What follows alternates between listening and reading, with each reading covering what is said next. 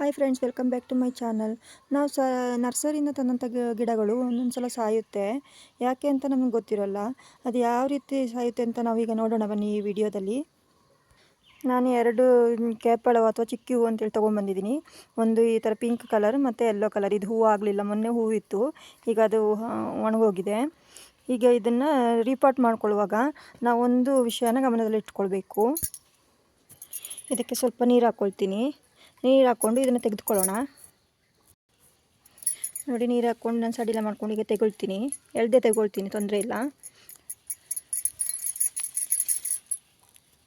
ನೋಡಿ, ಇಲ್ಲಿ ನಾವು ನರ್ಸರಿಯಿಂದ ತಂದ ಗಿಡಗಳಲ್ಲಿ ಈ ರೀತಿ ಬಾಸ್ಕೆಟ್ ಇರುತ್ತೆ. ಅದಕ್ಕೋಸ್ಕರ ನಮ್ಮ ಗಿಡಗಳು ಸಾಯ್ತಾ ಇರುತ್ತೆ, ಗೊತ್ತಾಗೋದಿಲ್ಲ ನಮಗೆ.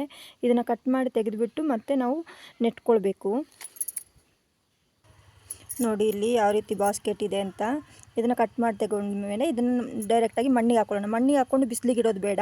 ಒಂದು ತಿಂಗಳಷ್ಟು ನೆರಳಲ್ಲೇ ಇಟ್ಬಿಟ್ಟು ಚಿಕ್ಕ ಪಾಟಲ್ಲೇ ಹಾಕ್ಕೊಳ್ಳಿ, ದೊಡ್ಡ ಪಾಟ್ಗೆ ಹಾಕಬೇಕು ಅಂತಿಲ್ಲ. ಮತ್ತು ಮಣ್ಣಿಗೋ ಅಥವಾ ದೊಡ್ಡ ಪಾಟಿಗೆ ನೀವು ಹಾಕ್ಕೊಳ್ಬೋದು. ನಾನಿಲ್ಲಿ ಈ ಥರ ಚಿಕ್ಕ ಪಾಟ್ ತಗೊಂಡಿದ್ದೀನಿ, ಇದಕ್ಕೆ ಹಾಕ್ಕೊಳ್ತೀನಿ ಇದನ್ನು.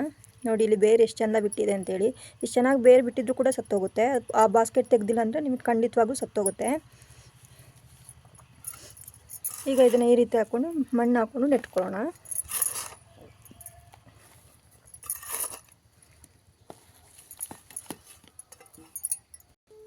ಈ ಮಾಹಿತಿ ನಿಮಗೆ ಇಷ್ಟ ಆಗಿದರೆ ಒಂದು ಲೈಕ್ ಕೊಡಿ. Thank you for watching.